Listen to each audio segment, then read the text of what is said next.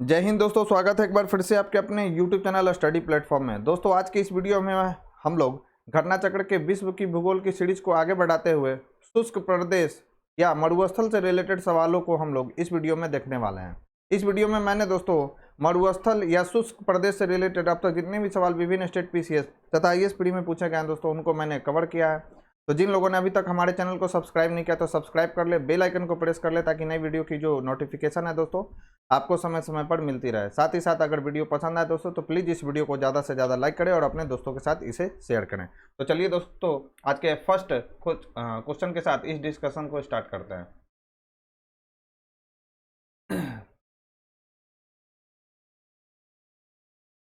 First जो सवाल दिया गया दोस्तों घटना चक्र में कथन और कारण से रिलेटेड सवाल दिया गया। कथन है दोस्तों हमारा कि विश्व के अधिकांश उष्ण मरुस्थल जो है दोस्तों 15 डिग्री से 30 डिग्री उत्तरी एवं दक्षिणी अक्षांशों के मध्य महाद्वीपों के पश्चिमी किनारों पर अवस्थित है। तो यह स्टेटमेंट बिल्कुल सही है दोस्तों कि विश्व के जो अधिकांश उष्ण मरुस्थल हैं वे 15 डिग्री से 30 डिग्री उत्तरी एवं दक्षिणी अक्षांशों के मध्य महाद्वीपों के पश्चिमी किनारों पर अवस्थित है। कारण इसका जो दिया गया है दोस्तों वह क्या है? व्यापारिक पवनें जैसे जैसे पश्चिम की ओर जाती हैं उनकी नमी और आर्द्रता में कमी आती जाती है। तो यह भी जो कारण दिया गया है दोस्तों इसी रीजन के कारण ऐसा होता है, यानी कारण भी इसका जो है दोस्तों कि व्यापारिक पवनें जैसे जैसे पश्चिम की ओर जाती है दोस्तों उनकी नमी और आर्द्रता क्या होती है दोस्तों, तो उनमें कमी आती जाती है नमी और आर्द्रता में व्यापारिक पवनों की। तो इसका कारण भी सही है दोस्तों और कथन भी सही है और कारण जो है दोस्तों इसका सही एक्सप्लेनेशन भी कर रहा है। तो इसका राइट आंसर क्या हो जाएगा दोस्तों? तो इसका राइट आंसर हो जाएगा ऑप्शन ए। अब इंपॉर्टेंट फैक्ट्स देखते हैं दोस्तों इस क्वेश्चन से रिलेटेड। तो विश्व के अधिकांश उष्ण मरुस्थल 15 डिग्री से 30 डिग्री उत्तरी एवं दक्षिणी अक्षांश के मध्य महाद्वीपों के पश्चिमी किनारे पर स्थित हैं, जैसे अफ्रीका का सहारा व कालाहारी, दक्षिणी अमेरिका का अटाकामा आदि। इस क्षेत्र में व्यापारिक हवाएं उत्तरी गोलार्ध में उत्तर पूर्व से एवं दक्षिणी गोलार्ध में दक्षिण पूर्व से आती हैं, अतः महाद्वीप के पश्चिमी भाग तक पहुँचते पहुँचते यह शुष्क हो जाती हैं। इससे इस क्षेत्र में वर्षा नगण्य हो जाती है, जो इस क्षेत्र में मरुस्थल बनने के कारणों में एक महत्वपूर्ण कारक है दोस्तों। फिर दोस्तों कथन और कारण से रिलेटेड ही सवाल पूछा गया है। कथन है दोस्तों हमारा मरुस्थल शाश्वत ऊर्जा उत्पादन के प्रभावकारी स्रोत हो सकते हैं। तो यह बात बिल्कुल सही है दोस्तों कि मरुस्थल जो है वह शाश्वत ऊर्जा उत्पादन के प्रभावकारी स्रोत हो सकते हैं। ठीक है। फिर कथन दूसरा है दोस्तों यहाँ पर कारण होना चाहिए था, जितनी ऊर्जा मानव जाति एक वर्ष में उपभोग करती है उससे अधिक ऊर्जा जो है दोस्तों मरुस्थल 6 घंटों में सूर्य से प्राप्त कर लेता है। तो यह भी जो है दोस्तों इसका कारण वह बिल्कुल सही है। तो इसका राइट आंसर क्या हो जाएगा दोस्तों? ए और आर दोनों सही है तथा आर जो है दोस्तों ए की सही व्याख्या कर रहा है। तो राइट आंसर क्या हो जाएगा? इसका राइट आंसर हो जाएगा दोस्तों ऑप्शन ए। तो दोस्तों डॉक्टर जर्मन वैज्ञानिक डॉक्टर गेहार्ड नाइस के अनुसार मानव जाति जितनी ऊर्जा एक वर्ष में उपभोग करती है उससे अधिक ऊर्जा विश्व के मरुस्थल मात्र 6 घंटा में ही प्राप्त कर लेते हैं, अतः मरुस्थल सतत ऊर्जा उत्पादन के प्रभावकारी स्रोत हो सकते हैं। अतः कथन एवं कारण दोनों सही है तथा कारण जो है दोस्तों कथन की सही व्याख्या कर रहा है। नेक्स्ट दोस्तों मरुस्थल परिभाषित किया जाता है उस क्षेत्र के रूप में जहाँ वार्षिक वर्षा जो है दोस्तों 25 सेंटीमीटर से कम होती है, उस क्षेत्र को मरुस्थल पर घोषित किया जाता है दोस्तों। यानी मरुस्थल को परिभाषित कैसे किया गया है, किस क्षेत्र को मरुस्थल कहा जाएगा? जहां वार्षिक जो वर्षा होती है दोस्तों 25 सेंटीमीटर से कम होती है। तो राइट आंसर हो जाएगा ऑप्शन सी। तो दोस्तों ऐसा क्षेत्र जहां औसत वार्षिक जो वर्षण है 25 सेंटीमीटर से कम होता है मरुस्थल की श्रेणी में आता है। नेक्स्ट दोस्तों पृथ्वी पर मरुभूमि होने की संभावना अधिक रहती है। तो याद रखना है दोस्तों 23 डिग्री अक्षांशों के पास जो है दोस्तों पृथ्वी पर मरुभूमि होने की संभावना अधिक रहती है। राइट आंसर हो जाएगा ऑप्शन बी। तो दोस्तों पृथ्वी पर उष्ण शुष्क मरुस्थलीय जलवायु का विस्तार 15 से 30 डिग्री अक्षांशों के बीच मिलता है। पृथ्वी पर मरुस्थल बनने की 4 प्रमुख भौगोलिक स्थितियां हैं। याद रखना है दोस्तों काफी इंपॉर्टेंट फैक्ट्स हैं यहाँ पर। तो 30 डिग्री अक्षांशों के आसपास उच्च वायु दाब का पाया जाना, जहाँ हवाएं ऊपर से नीचे उतरती रहती हैं, फलस्वरूप यहाँ वर्ष भर मौसम साफ बना रहता है। सहारा और ऑस्ट्रेलियन मरुस्थल इसी के अंतर्गत आते हैं दोस्तों, याद रखना है। महाद्वीपों के पश्चिमी तट के मरुस्थल जो कि 20 डिग्री से 30 डिग्री अक्षांशों के बीच मिलते हैं, संभवतः हवाओं का पूर्वी मुखी होना इसका कारण है। महाद्वीपों के पूर्वी भाग से प्रवेश करने वाली व्यापारिक हवाएं पश्चिमी भाग तक पहुंचते पहुंचते शुष्क हो जाती है। कैलिफोर्निया जो है दोस्तों कहाँ पर स्थित है, तो उत्तरी अमेरिका में। पश्चिमी सहारा जो है दोस्तों उत्तरी अफ्रीका में है। और अटकामा जो है दोस्तों दक्षिण अमेरिका में स्थित है। और नामीब जो कि दक्षिण पश्चिम अफ्रीका में अवस्थित है दोस्तों। इसी प्रकार के मरुस्थल है। नेक्स्ट दोस्तों, पर्वत की वृष्टि छाया यानी रेन शैडोज क्षेत्र में स्थित मरुस्थल में उत्तरी अमेरिका का मरुस्थल कौन सा है दोस्तों, तो याद रखना है डेथ वैली। पेटागोनिया मरुस्थल कहाँ पर अवस्थित है दोस्तों, तो अर्जेंटीना में। और पेरुवियन मरुस्थल प्रमुख है दोस्तों, याद रखना है। ये सब रेन शैडो क्षेत्र में अवस्थित है दोस्तों। चौथा है महाद्वीपों के मध्य भाग में स्थित मरुस्थल जो आर्द्रता भरी हवाओं से दूरस्थ स्थित है। इनमें कौन अवस्थित है दोस्तों, तो ऑस्ट्रेलियन मरुस्थल तथा गोबी मरुस्थल जो कि चीन एवं मंगोलिया में इसका विस्तार है दोस्तों, गोबी मरुस्थल का। नेक्स्ट दोस्तों, संसार का सबसे बड़ा मरुस्थल कौन सा है, तो याद रखना है दोस्तों संसार का सबसे बड़ा मरुस्थल सहारा मरुस्थल है दोस्तों, याद रखना है। राइट आंसर हो जाएगा ऑप्शन सी। तो सहारा मरुस्थल विश्व का सबसे बड़ा नॉन पोलर, याद रखना है, मरुस्थल है। यह संसार का सबसे बड़ा उष्ण मरुस्थल है। नासा के नवीनतम आंकड़ों के अनुसार उत्तरी अफ्रीका में स्थित इस शुष्क मरुस्थल का कुल क्षेत्रफल कितना है दोस्तों, तो याद रखना 3.6 मिलियन वर्ग मील है दोस्तों सहारा मरुस्थल का क्षेत्र। नेक्स्ट है दोस्तों, इनमें विश्व का सबसे बड़ा रेगिस्तान कौन सा है, तो अभी हम लोगों ने देखा है दोस्तों कि विश्व का सबसे बड़ा रेगिस्तान कौन सा है, तो सहारा रेगिस्तान है। संसार का सर्वाधिक जनसंख्या वाला मरुस्थल कौन सा है, तो याद रखना है दोस्तों संसार का सर्वाधिक जनसंख्या वाला मरुस्थल थार मरुस्थल है दोस्तों। इंपॉर्टेंट सवाल है, ध्यान में रखना है कि संसार का सर्वाधिक जनसंख्या वाला मरुस्थल कौन सा है, तो थार मरुस्थल है दोस्तों। तो संसार का सर्वाधिक जनसंख्या वाला मरुस्थल थार है। यहाँ का जनसंख्या जो है दोस्तों घनत्व सर्वाधिक है।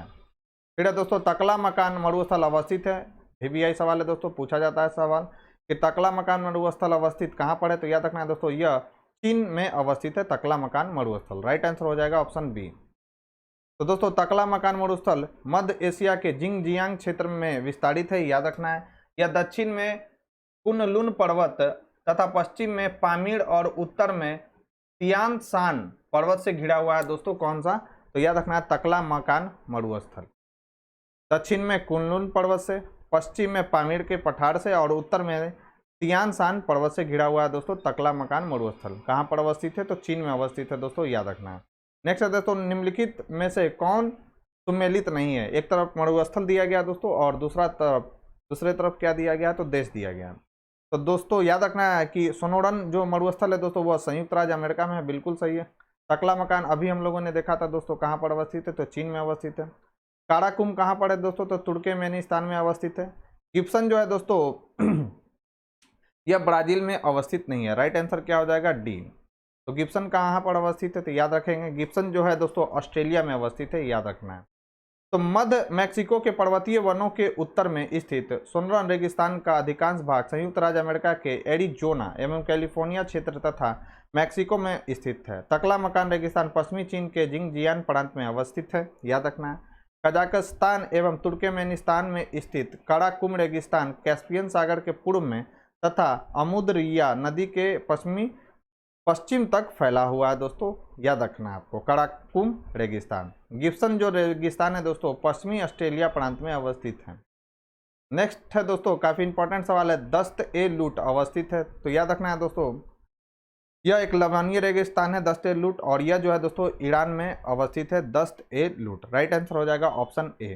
तो दोस्तों दस्त-ए-लूट ईरान के केरमान प्रांत में स्थित एक विशाल लवणीय रेगिस्तान है, ध्यान में रखना है। नेक्स्ट है दोस्तों, गोबी मरुस्थल किस देश में स्थित है, तो यह है दोस्तों मंगोलिया में। हालांकि चीन में भी इसका विस्तार है दोस्तों, लेकिन यहाँ चीन ऑप्शन नहीं है।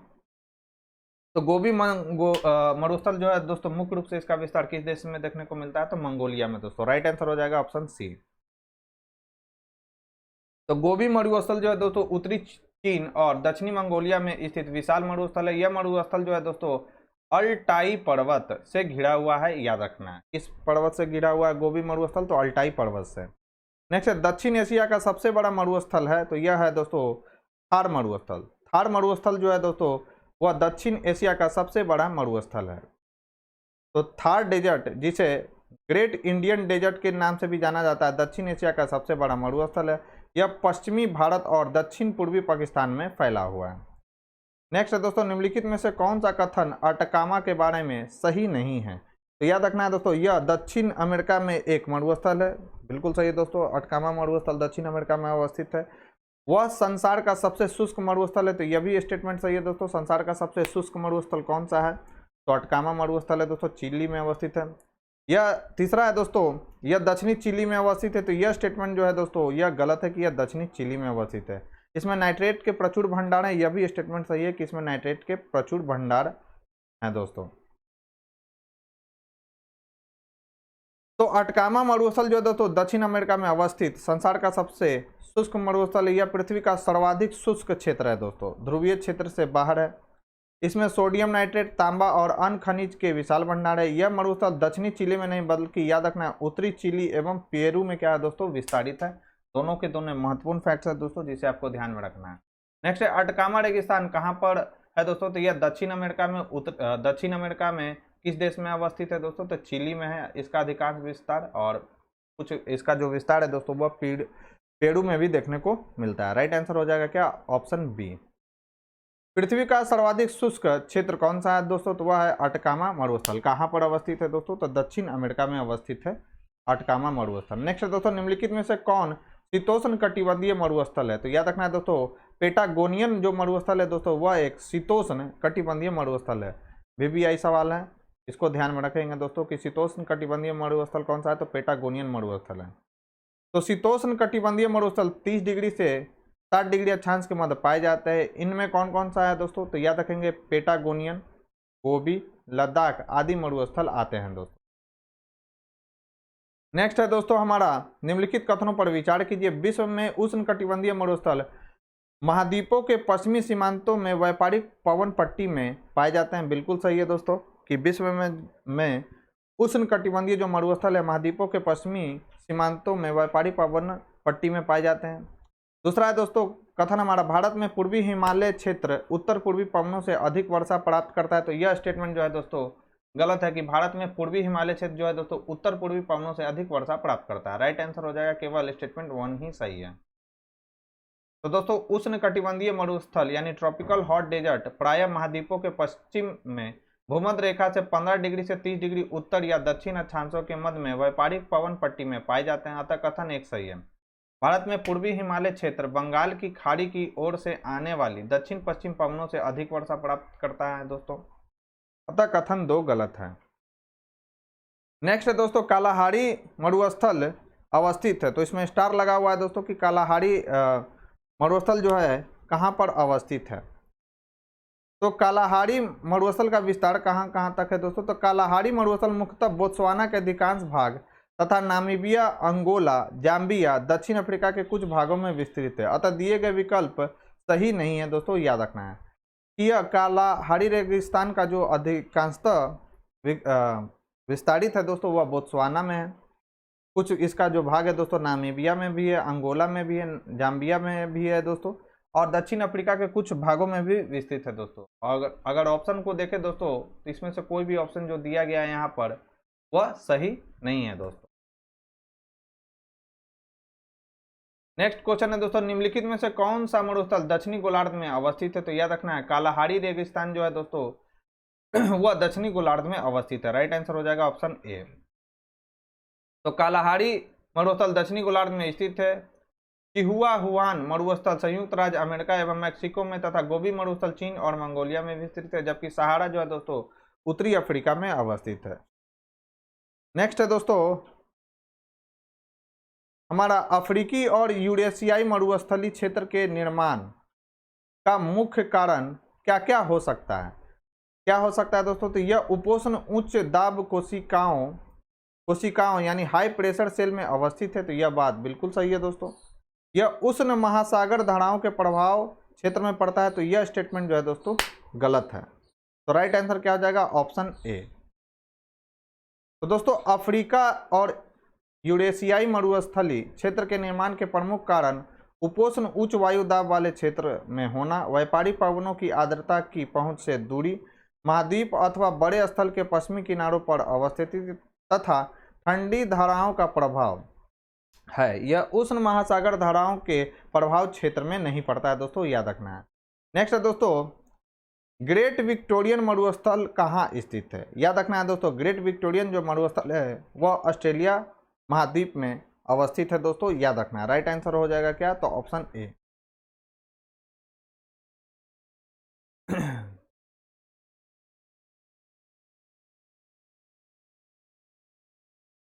तो याद रखना है दोस्तों कि ग्रेट जो विक्टोरियन मरुस्थल है वह दक्षिणी एवं पश्चिमी ऑस्ट्रेलिया प्रांत में स्थित है। यह ऑस्ट्रेलिया का सबसे बड़ा मरुस्थल है दोस्तों, याद रखना है। इसका जो विस्तार है दोस्तों वो कहाँ से कहाँ तक है, मतलब इसका विस्तार कितना है दोस्तों? तो 3,48,750 वर्ग किलोमीटर क्षेत्र में यह फैला हुआ है दोस्तों, ग्रेट विक्टोरियन मरुस्थल। तो दोस्तों ये थी हमारी आज की डिस्कशन।